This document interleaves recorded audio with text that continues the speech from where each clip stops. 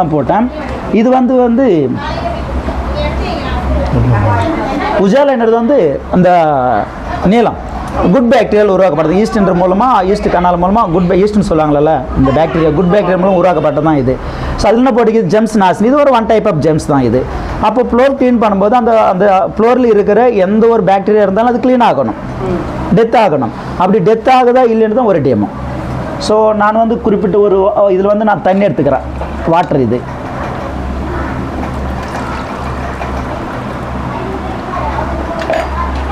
இது ஓப்பன் பண்ணலாமா sir? Open பண்ணலாம் சார். ஓப்பன் தான் இது. இல்லை ஓப்பன் சரி, ஒரு ஹோல்ஸ் போடுங்க. ஹோல்ஸ் போடுங்க வருங்க சார். ஓப்பன்.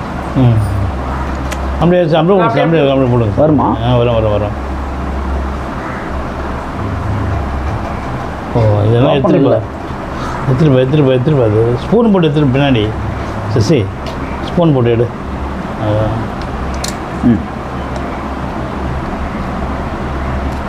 போதும்.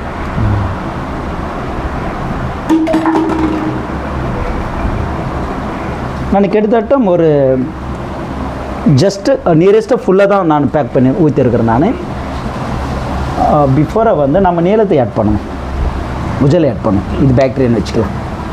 ஓகேவா? 1 2 3 4 5 6 6 ட்ராப்ஸ்.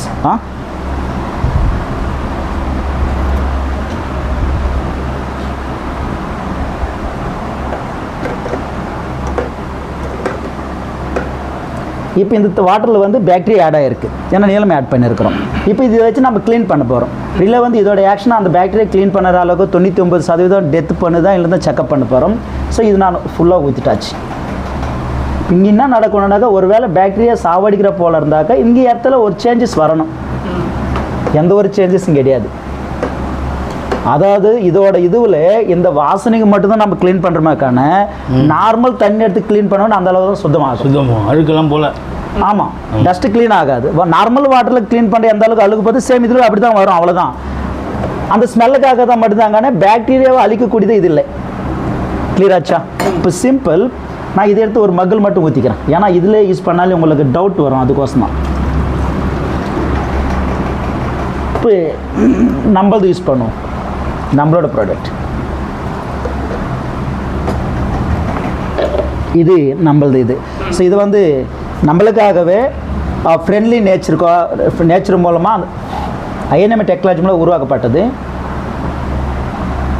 எவ்வளோ எடுத்துக்கணும் சார்? நான் குவான்டிட்டி கம்மி, அதில் ஃபுல்லாக எடுத்துக்கணும். நம்ம இதில் எடுத்தால் எவ்வளோ எடுத்துக்கணும்? ரொம்ப கம்மி. சாரி, உஜாலா போலியே.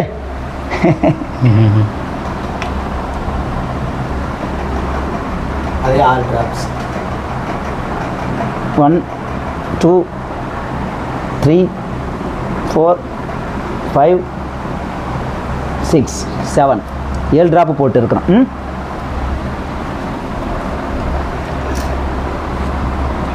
இப்போ நாம் இதை யூஸ் பண்ணுறோம். ஒரு ஸ்பூன் கூட இல்லை, இதெல்லாம் ஷேக் பண்ண இது. இப்போ இதில் நம்ம வாட்டரில் பாக்டீரியா ஆட் பண்ணியிருக்கிறோம். இப்போ நம்மளது ஆட் பண்ணுறோம். எந்த அளவுக்கு இதில் ஆக்ஷன் பண்ணுதை மட்டும் பார்ப்போம்.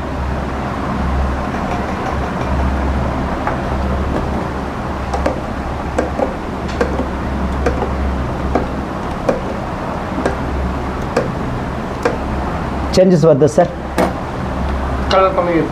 சேஞ்சஸ் நடக்குது. அதாவது ஆக்ஷன் நடக்குது, பாக்டீரியா அழிக்கக்கூடியதாக இருக்குது நம்மளது.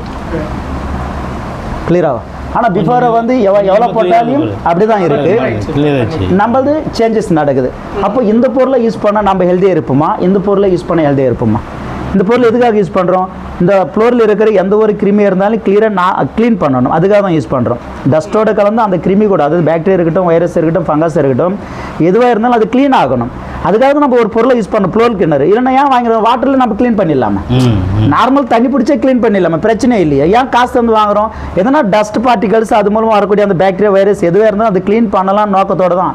அவனா போட்டு இருக்கிறான். என்னென்னு போட்டுருக்கான் பாருங்கள். என்ன இருக்குது இதில்? எதனா இருக்கா? சேம். இப்போ இதை எடுத்து இதில் நான் போடுறேன். நான்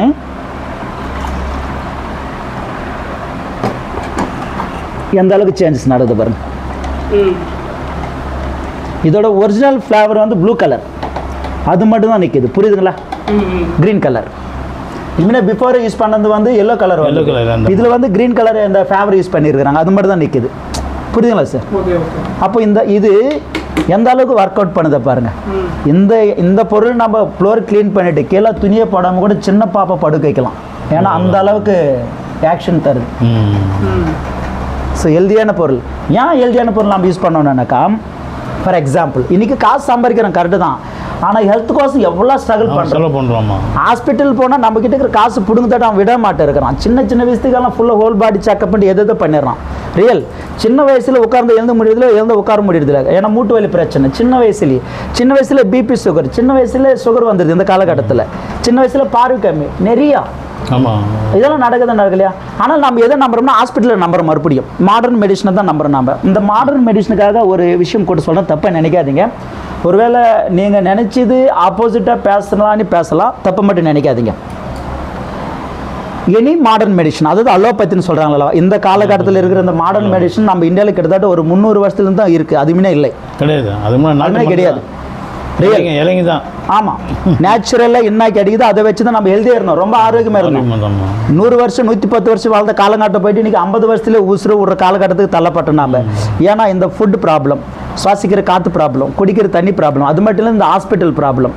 ரியல் சார், இந்த அலோபதி அதாவது மாடர்ன் மெடிசனு இப்படி சொல்கிறேன் நான் உங்களுக்கு. எக்ஸாம்பிள் சொன்னால் உங்களுக்கு புரியும். ஒரு டாக்டர், இவர் யாருன்னு பார்த்தா மாடர்ன் மெடிசனில் இருக்கிற ஒரு டாக்டர். ஒரு நோயாளி, ரோகம்னு சொல்லுவாங்க, தமிழ் கரெக்டாக தெரியல, ஃப்ளூயண்ட்டாக ரோகம். இந்த